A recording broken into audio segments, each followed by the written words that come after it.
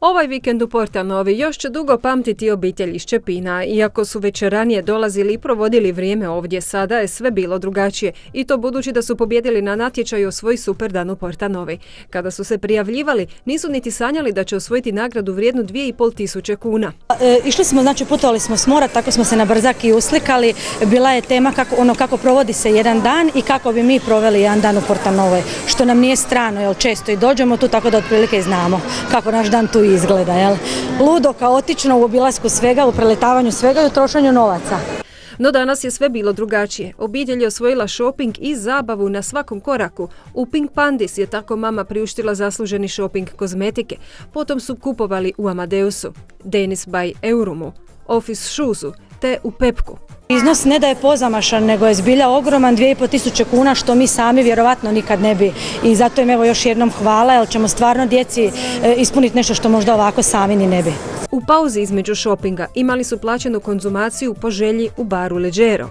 Potom je avantura nastavljena igrom u igraonici Twister, stariji su se pak zabavljali u G-bowlingu, pa još malo u karting areni, a ni kuhati se nije danas trebalo kod kuće jer je i ručak u okviru nagrade serviran u restoranu Polaris. Ovo je baš lijep zadatak koji danas imam, da obiđem s njima Porta Novu i gledam kako sa zadovoljstvom troše svoju nagradu.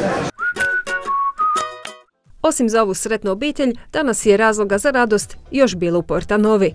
Današnja djeca sve manje vremena provode s društvom, a da bi se zabavili potrebna im je gomila igračaka i netko ko će ih stalno zabavljati. Naše djetinjstvo je bilo na ulici uz puno igara s kredama, klikerima, kamenčićima i bez odraslih.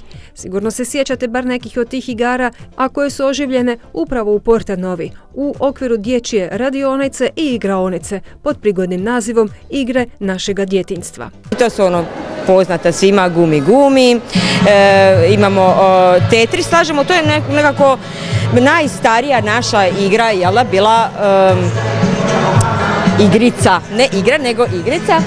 Onda imamo školice, imamo Došla majka s kolodvora, Ringeraja, Okoš bokoš i tako, sjećamo se starih igara. Klikeranje, evo male djevojčici koja ne igra možda baš po pravilima klikeranja, ali ona je našla sebi način kako da se zabavi, evo kako da taj kliker ugura u rupu. Ja sam to igrala isto, znači kad sam bila dijete, znači do kraja osnovne škole, tako da rađe bi to preporučila nego što su na mobitelu, internetu i tako. Dakako, djetinjstvo nosi razonodu, ali i obaveze.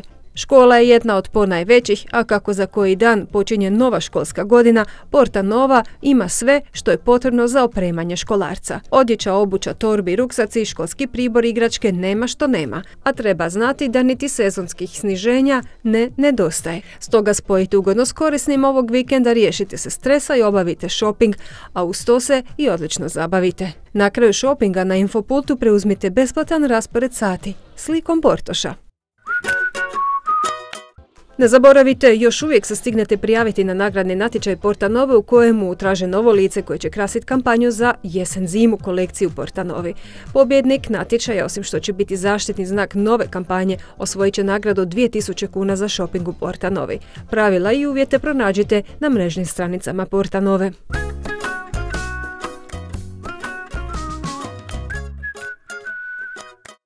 Idućeg vikenda u nedjelju 1. rujna u 11 sati Pale sam na svijetu poziva svu zainteresiranu djecu da poprate njegove pustolovine na besplatnoj predstavi.